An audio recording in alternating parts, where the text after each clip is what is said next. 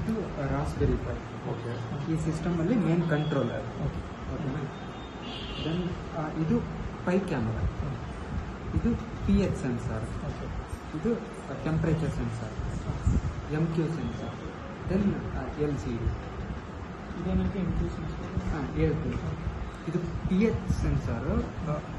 ಇನ್ liquid ಫುಡ್ಸಲ್ಲಿ pH ವ್ಯಾಲ್ಯೂನ find out ಮಾಡಿ ಅದರಲ್ಲಿ based on pH value food spoil ಆಗಿದೆನಾ ಅಥವಾ ಫ್ರೆಶ್ ಇದೆನಾ ಅಂತ ಐಡೆಂಟಿಫೈ ಮಾಡುತ್ತೆ.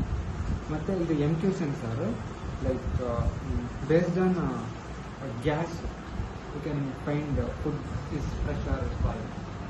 Using temperature sensor, we can find the temperature. Then based on the temperature value, we can tell if food is spoiled or not. ಮತ್ತು ಇಲ್ಲಿ ಇದು pre trained YOLO ಮಾಡೆಲ್ನ use ಮಾಡಿರುತ್ತೆ. ML ಪಾರ್ಕ್ ಒಳಗಡೆ apple, banana ಮತ್ತು ನಾನು ಕಳಿಸಿದ್ನಲ್ಲ ಆ ಲಿಸ್ಟಲ್ಲಿ ಅದನ್ನು ಇಲ್ಲಿ ಕ್ಯಾಮ್ರಾ ಶೋ ಮಾಡಿದರೆ ಇದು ಫ್ರೆಶ್ ಅಥವಾ ಸ್ಪಾಯ್ಲ್ಡ್ ಅಂತ ಇಲ್ಲಿ ಡಿಸ್ಪ್ಲೇ ಲ್ಯಾಪ್ಟಾಪ್ ಒಳಗಡೆ ಡಿಸ್ಪ್ಲೇ ಆಗುತ್ತೆ.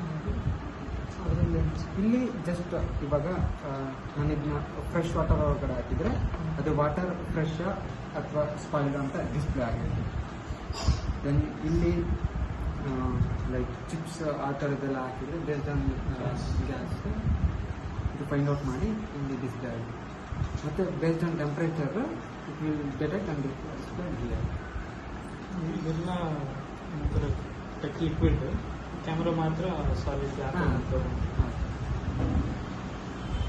Okay, bro. If you want to add new by ourselves, we can add. Okay, like other fruits, But instead of like what are By adding images in that file. again you need to train the model. what are Take some photos.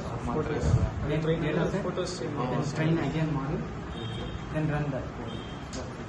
Just photos save ಮಾಡಿದ್ರೆ ಸಾಕಲ್ಲ. ಮತ್ತೆ train ಅಂದರೆ train ಮಾಡಿ pre train ಮಾಡಿ ಇವೆಲ್ಲ ಇದೆ. ಅದನ್ನ use ಮಾಡ್ಕೊಂಡು ಮತ್ತೆ ಟ್ರೈನ್ ಮಾಡಬೇಕು data base. Who's Manoj here? Your project is March.